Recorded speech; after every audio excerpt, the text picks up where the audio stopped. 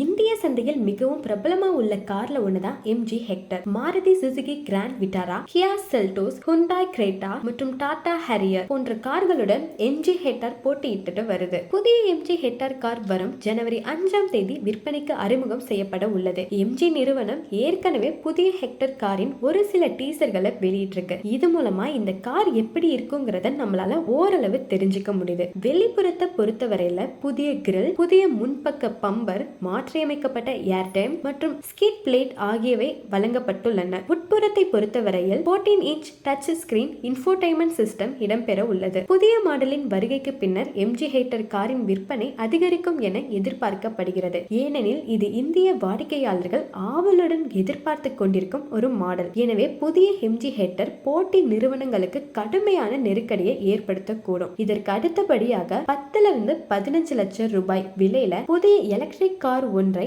MG நிறுவனம் விற்பனைக்கு அறிமுகம் செய்யும் அப்படின்னு எதிர்பார்க்கப்படுகிறது. மேலும் இது போன்ற தகவல்களுக்கு ஆட்டோ மீடியாவை சப்ஸ்கிரைப் பண்ணுங்க.